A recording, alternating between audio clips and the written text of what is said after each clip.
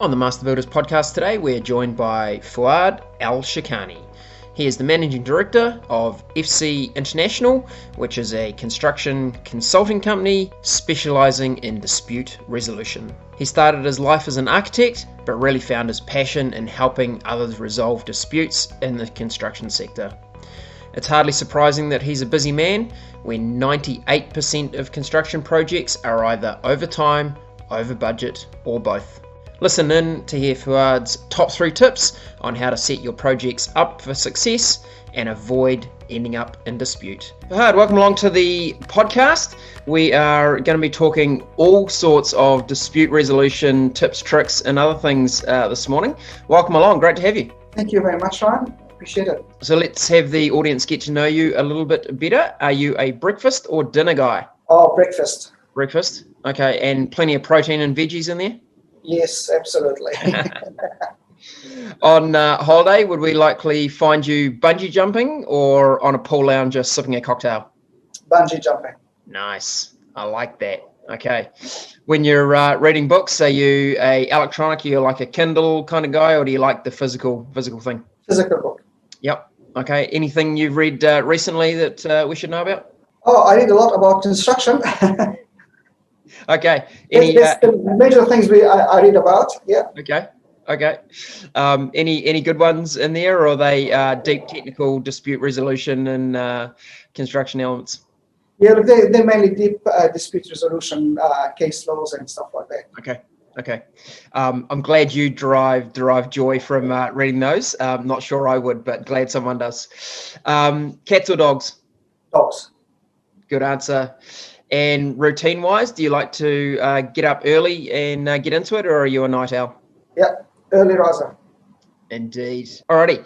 Fouad, we like to kick off these sessions with some top 3 insights so that our listeners can get some immediate value out of the podcast. So if we were talking about maybe avoiding dispute resolution or avoiding disputes, which is, I guess, what we most want to do, what would be your top 3 tips for our construction business owners out there? Sure. So top 3 tips, not in any particular order. Number 1 is I highly recommend builders understand the contract, 100% understand what's in the contract. The second tip is mainly for residential builders. If you are going to sign an agreement on a project, make sure you request the money is saved in a trust account so you can guarantee your money in the event of a dispute. The third tip is always upskill yourself on the management and planning side. There's lots of great builders. We just need to improve the planning and management. Yeah, I think particularly that last one we see a lot ourselves for hard. We see people that are excellent craftsmen. They're very good at the skill of building, but the requirement of running a business, planning projects, it's a whole different set of skills. And often it's done a bit by the seat of the pants. And if people put some more time and effort into that upfront piece around their projects, they would run a lot smoother. And also, it is developing a different skill running a business in those aspects of the job. But look, let's dive into number 1, understanding the contract. Look, we've done some previous webinars around the contract and the importance of them. But tell us a bit more from your perspective. What's really the importance of the contract? And would love to hear any kind of stories, good or bad, around contracts and how things could have been avoided. I work on both sides of the fence. So work for contractors and work for homeowners and developers. So we see how each party reacts to different things. So the first thing under the master builder contract, it's a great contract. It protects the contractor 100%. However, it is not balanced. So what happens usually when a builder, specifically a new builder, trying to get some jobs, they take the master builder and the owner try to change it to make it balanced. 2 scenarios: either the builder gets scared and walks away, so therefore he loses the work, or he goes back and accepts it because he just wants the job. And then when things go wrong, it goes really, really wrong, and that's not helpful. What I would say is educate yourself by either reading the contract and seek expert advice. There's lots of people, including myself, be more than happy to give free advice about what should be included, not included, make it balanced. So when you go to sign a contract, the owner feels, yeah, this is a balanced contract. I'm not going to be screwed basically if something goes wrong. So Fouad, maybe if I can just summarize a little bit. So your view would be that if the contract, RBC1, the master builder's contract that gets used, if that was used without any changes, then typically the builder would be pretty well protected in their rights based around that contract with no changes. Where things can get challenging is when the other party's legal team gets involved. They start making changes and affecting things, and as you said, talked about changing the balance of the contract. And if the builder was to go and accept those changes without really understanding, without getting expert advice like yourself, then they can put themselves in a really precarious position. Is that the situation? Correct. Okay. And have you got maybe an example for us of elements of the contract or areas that when you've seen the customer's legal team get involved, what they typically try to change to affect the balance in the contract? Yes, and the very typical example is the practical completion and handing over the keys to the homeowners. The master builder, I can't remember the accurate wording in the contract, but basically it says that the builder has the right to keep holding the keys until the owner pays all the money owed to the builder. Now, what if there was a dispute around a variation? Let's say $5,000. That is not balanced, so you can't just hold the keys for the sake of a dispute around $5,000 and not let these people in their house.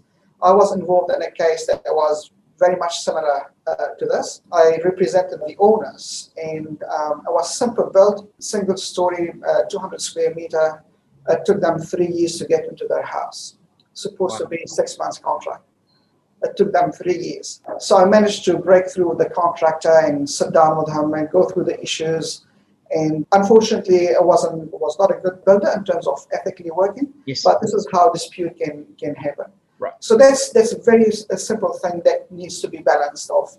Instead of saying all money owed, when you have money in the trust account, you can give the keys, you can go through the dispute resolution process, and then get your money back from the owners.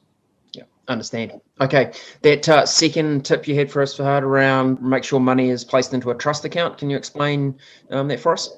Yes. So one of the major issues that builders face is owners' change of circumstances during construction. Lose their jobs or change jobs, or something happens and they can't pay the builder, or decide not to pay the builder for whatever reason. Either there's a bit of a dispute between the builder and the owner, and sometimes owners just do some really silly things and they hold the entire payment, which is really could break the builder down. Yes. Majorly. So my recommendation is negotiate with the owners to put, if not all the money, the contract value in a trust account, because sometimes that's quite difficult if they're borrowing from the bank, but at least get some confirmation, whether from the banks or put some lump of the money in the trust account where the money is there, you got to deliver, and then if you deliver, there will be a mechanism of withdrawing these funds from the trust account. So your money is guaranteed, it's there, it's not going to go away.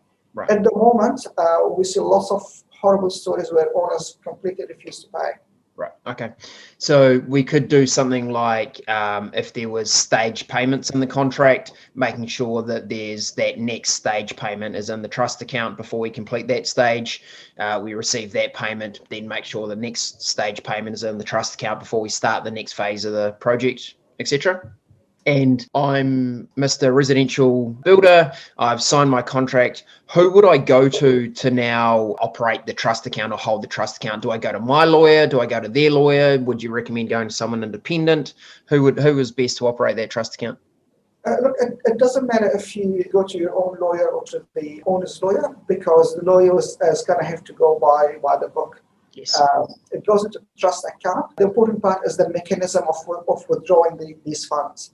So agree on a process. If it's a stage payment, you achieve, for example, building foundations. What are the requirements we need to prove that you've done the building foundations, passed inspection, and then you can withdraw these funds. I just want to add one point before you agree on stage payments into the trust account. It's important that the builder talk to the owners to get a letter from the bank to say, the bank has agreed with the owner to give them $300,000, the contract value, and they will put 50K at a time or whatever value in the trust account per the stage contract. And sometimes bank may not like to put those money in trust account, but at least if there's a letter from the bank, gives the builder more confidence that the money is there and he's going to be paid. But the mechanism of sending the invoices, the progress claim, and the approval is very important. So at the moment, every construction contract has to be under the Construction Contract Act. Yes. Which, again, that's something neither the homeowners know what it means, because there are obligations on the homeowners.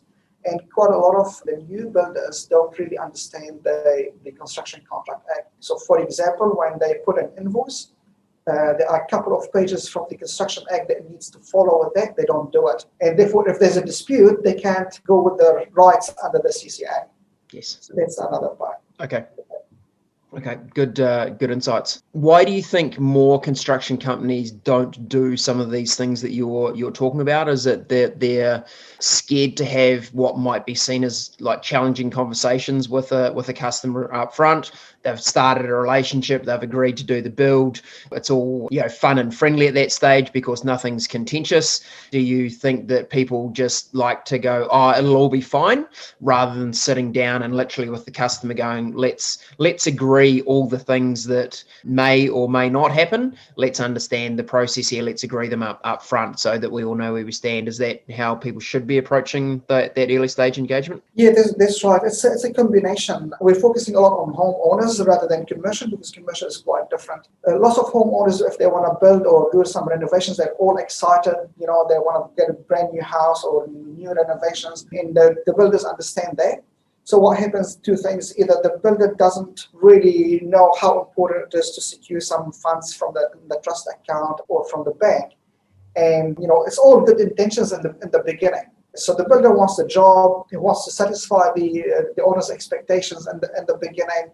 But reality is, when you actually start doing the work, especially with renovations, the work always goes well beyond what was in the contract. That's the nature of renovations. So it is a combination. It's so important that both parties sit down, talk about the good, but about the bad. If it happens, how we're going to deal with it.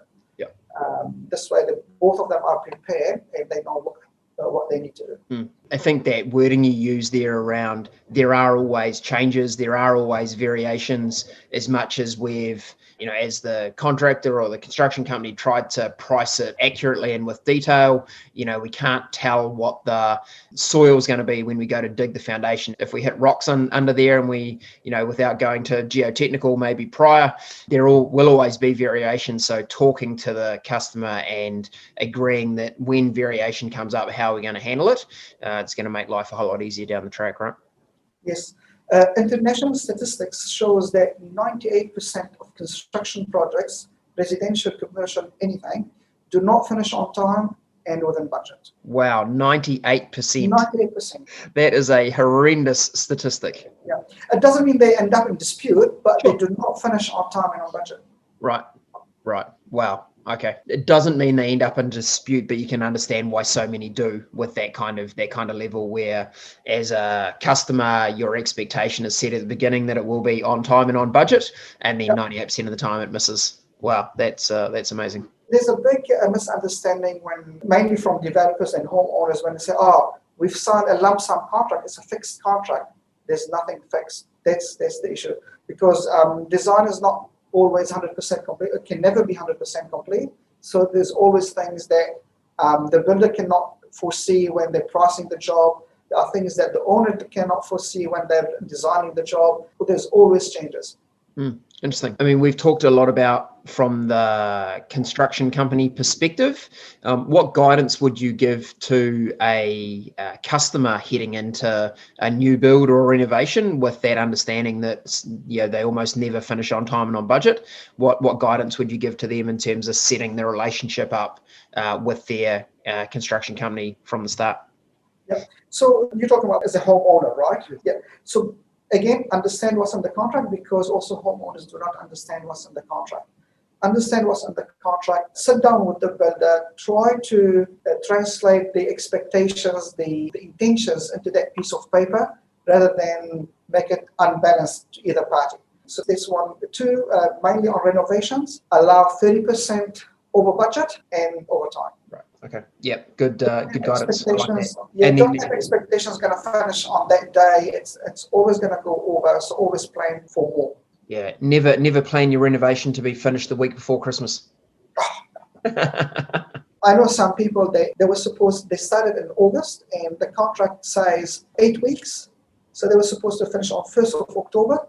As of now, they are nowhere near to be finished. Yeah, and I'm sure you've got like 1,000 examples of similar timelines. Okay, Fouad, let's move to your tip number 3 about builders improving their planning and management skills. Give us some insights around that one. Yeah, so that's a big one for mainly residential builders. So we've got some great quality work that happens, and we see that builders, they jump in really well on the job from day one and they carry it through. But what happens where they still start to fall behind is managing the subcontractors and resources, especially when they get towards the end, the final touches, final finishes, where they want to secure other jobs, or they secure other jobs, but they still not finished that first job. So this is where the real planning and skills come into place of, we want to ensure that we finish this job, because the moment we finish, we're going to get all our money. So no money withstanding. So that's important. That it doesn't come overnight. It comes with experience, but also with training. There's a lot of training out there to improve, business management, because this is more of a business skill. Yes. Rather than on-site management. So that's big. We see that jobs, go really well, and towards the last 2 weeks, the builders are not showing up, subcontractors are not showing up for all those tiny niggly stuff, touch-ups here, put the ceiling tiles up there or the lights, simply because they've got to another job. Yeah. And then the homeowners are left with incomplete work. Yeah, we understand how that happens, because if 98% of the jobs are either over budget or over time or both, we know that the construction company's already promised their next customer when they're going to be starting. They're running late for that job because this one's run over time. They're now pressured to move on to the next one. They don't finish what the last one is, and you end up in this horrible situation where you get your last customer unhappy. They're potentially withholding payment. They certainly don't become a referral site for you. They're not out there telling everyone how wonderful you are. They're probably out there complaining about you. So investing some of that time, investing in your own skill development so you get better at planning and managing these jobs is essential. And then, life, 1, is less stressful. 2, you get happier customers who refer more people to you for more quality work. And it's generally just a nice place to operate. Yes, absolutely. So, yeah. And the best thing that they can do, just finish from that job and not have to go back to it. Yeah. Oh, totally. And yeah, the thought of, as I'm sure happens a lot, of doing a full day's work on a new site and then think, oh, great, I have to go back to that house at 5 o'clock and spend another 2 or 3 hours trying to touch stuff up. And yeah, everyone gets tired and grumpy and it just gets ugly all around. Yes, absolutely. Absolutely. Okay. Look, I'm really interested in the work that you do. You do so much work around dispute resolution. You're often, I think is the term you used in our discussion earlier, the ambulance at the bottom of the cliff, where things haven't gone well, maybe they haven't been planned properly, contracts haven't been set up correctly. So then your skills are required to come in and help resolve the dispute. I'd be interested to hear maybe a couple of war stories from you. Give us an example of where something can go really, really bad when things aren't done correctly at the beginning. And then maybe the other side of the coin, maybe where people have involved you early in the process, help things get set up right at the beginning and how smooth that can be. Can you give us a couple of examples of kind of each end of the spectrum? Yeah, one of the jobs where it was a commercial job, and we got invited by the contractor to give advice. So I looked at the contract and give advice. I said, look, these are the things that are not going to work, or it's best that you negotiate them. And it's a big job for that construction company. I said, there's going to be variations, there's going to be underground conditions that's going to impact your work and your cash flow. So we can help you set up the mechanism of how you're going to react to these things when they occur, and more importantly, how you're going to be proactive, so to minimize those disputes. I took the advice, but unfortunately didn't implement it because I didn't want to spend the money. And that's a problem when you price a job, you get the job, and the price is very lean, Yes. Any extra fund could make or break. So we didn't get the job with that builder. And 18 months later, things went into complete disaster. And had we been involved during that time, probably 80% of the issues would have gone away. Right. So then what happened? We got involved 18 months later. And because it got so complex and so desperate, our fees were around 5 to 6 times higher than what they should have been if we were engaged right from the beginning. So that tells you something, that this is where we are behind in construction industry. We are behind. We need to be proactive, not reactive. Yeah. It's a long-term process and long-term education for people to realize the value of that. So this is one horrible story. A good story where we worked for a government department. I can't mention the names. I was personally involved right from the beginning as a design manager, and then I've worked with the legal team to set up the contract about time and variations. And this is where the whole team was working together from the government side and the designers to come up with a contract that is really, really balanced. And then during the procurement process, we went through a very thorough procurement of the contractor. And then we sat down with the contractor and we negotiated every single clause in the contract. And we had to remove stuff and change stuff to make sure that both parties have their intentions are translated on that piece of paper. Yes. So that job was around $230 million job. Wow. And guess what? It was around 2.5 years. It finished a month late with variations and extension of time, but there was no dispute whatsoever. Yeah. Because all the mechanism was in place. And of course, my business stayed involved for the entire period. But yes, so there was extra money that the client had to pay. But if they didn't pay, there would have been disputes and the cost would be substantially more. So there was a brilliant outcome and the value of getting the right people at the right time and knowing that what you're investing up front is going to save you a lot of time and money at the end. Yeah, and maybe it's a change of mindset because we, as construction company business owners, we don't think anything of architects for expert architectural fees and their advice. We don't think anything of using land surveyors for their expertise. We don't think anything of using electrical engineers or fire or any of these other expertise. But maybe the one that we often leave out is the contract expertise in the start, and yet the one that probably can have the biggest impact on a job turning out well or turning out very, very poorly can be around that contract element. So maybe if we shift our mindset into bringing experts in around the contract piece, we can sleep easier at night and have better outcomes on our projects. Yeah, absolutely. And one of the major issues that happens throughout the construction industry, residential and commercial, is that both parties are excited in the beginning. They sign a contract. The contract gets put in the drawer until something happens. Right. My advice to everyone: if you have a contract, be contractual because it means you are being professional. Yes. Not you being adversarial. You're being professional. There's a contract for a reason. Yeah. And if you know your rights and obligations under the contract, you can still be friendly with the owner and go have a beer with them at the end of the day. But use your rights and obligations under the contract. It's super important. And you're just being professional. That's it. Yeah. Okay. And I guess that's where you can help organisations because there's probably lots of people who are going, look, the last thing I want to do is spend time trying to read clauses in a contract and understand what the impact and all the different situations would be. Same thing, just like you call in the Sparky to do the electrical work. Call in yourself or a contract expert for quick advice around, hey, this situation seems to be developing in the project. How should I handle this under the contract that we've signed? And you could help with that. Is that right? Yes. And we've established in the last 10 years I've been in business, we've established a good clientele base.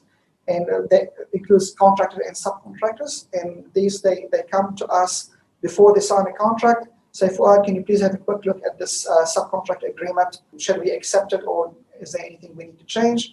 Or go through it quickly and say, look, these are the things that you must not have in your contract, and these are the things that you can negotiate for a better outcome. And I would say 95% they go and do it, and it's accepted by both parties. Okay. Yeah. Hey, look, great guidance. All right, Fouad, look, those insights have been really helpful. I'm sure there's plenty of people out there in podcast land nodding their heads and going, yeah, I could do better in this area. So thanks for that. Let's finish up with maybe a little bit of fun. If you could be anyone in the world for a day, you could live their life for a day, who would you be? Ooh, fish. A fish? A fish in the sea. Yeah. Yes, Okay. absolutely. Yeah. I love the sea. I love the ocean. Just minding my own business without being eaten by a shark or a bigger fish. Yeah, you might need to figure out where you are in the food chain in the ocean, right? That's quite a good one. And if I gave you $1 million, you had to spend it today and you can't spend it on the business, what would you spend your $1 million on? I will spend it on helping kids that are suffering at home and they can't put food on the table. Yeah. People in a poverty situation. Yeah. Brilliant, Fouad. That is a brilliant thing to do. And it's one of those things that, we each have the things that we're passionate about, but we don't have to wait for the $1 million, right? A small contribution to different areas can really change some people's lives. So I think that's great advice yet again. Hey, Fouad, that's been brilliant. We've really appreciated your insights. If our listeners want to get in touch with you and get some help or have even just an initial chat with you, what's the best way for them to do that? Best way to get in touch with me directly on my mobile, 021-041-2043, or they can call our 0800 number, 0800 333 009. Okay, brilliant. And we'll put those numbers in the podcast show notes so people can pick them up and access from there. Hey, once again, Fouad, really appreciate it. Thanks so much for joining us on the podcast today. You've been great. Awesome. Thank you very much, Ryan. I really appreciate it. Have a good one. Bye-bye.